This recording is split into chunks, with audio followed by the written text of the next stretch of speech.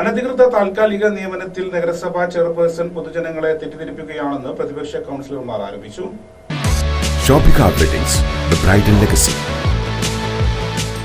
Agenda ഉണ്ടായിരുന്നത് employment എക്സ്ചേഞ്ചിൽ നിയമിച്ച ആളുകളെ 179 ദിവസം കഴിഞ്ഞിട്ട് വീണ്ടും അവർക്ക് നിയമനം കൊടുക്കുന്ന ഒരു അജണ്ടയുണ്ടായിരുന്നു. അതിന് പ്രതിപക്ഷം എന്നുള്ള നിലയ്ക്ക് ഞങ്ങൾ ഒറ്റക്കെട്ടായി വിയോജനക്കുറിപ്പോട് കൂടിയിട്ട് അതിനെ ഞങ്ങൾ എതിർക്കുകയുണ്ടായി.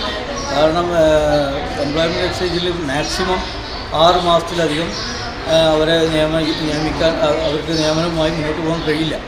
അത് പുതിയ ആളുകൾ എടുക്കാതെ അവരെ തന്നെ എല്ലാ ചട്ടങ്ങളും ലംഘനങ്ങളും കാറ്റിൽ പറത്തിക്കൊണ്ടിട്ട് അവരെ തന്നെ നിയമിക്കാനുള്ള ഭൂരിപക്ഷ തീരുമാനപ്രകാരം കൗൺസിലിന് അവർക്ക് ഭൂരിപക്ഷമുണ്ട്. പക്ഷെ നമ്മുടെ നാട്ടിലുള്ള പതിനായിരക്കണക്കിനുള്ള ചെറുപ്പക്കാരെയൊക്കെ മുൻകൂട്ടിയാക്കി എംപ്ലോയ്മെൻറ്റ് എക്സ്ചേഞ്ചിൽ നിന്ന് പതിനായിരക്കണക്കിന് രജിസ്റ്ററുകൾ ഇവിടെ പൊന്നാനി തന്നെ ഒരു 20,000-ന് മേലെ രജിസ്ട്രേഷൻ ഉണ്ട്. അപ്പോൾ അത് ആ രജിസ്ട്രേഷനുള്ള ആളുകളൊന്നും എടുക്കാതെ പഴയ ആളുകൾക്ക് തന്നെ അവസരം കൊടുത്തിരിക്കുകയാണ്. അതിനെ ഞങ്ങൾ ശക്തമായി എതിർത്തിട്ടുണ്ട്. ആ കൗൺസിൽ വിയോജനക്കുറിപ്പ് രേഖാമൂലം എഴുതി കൊടുത്തിട്ടുണ്ട്.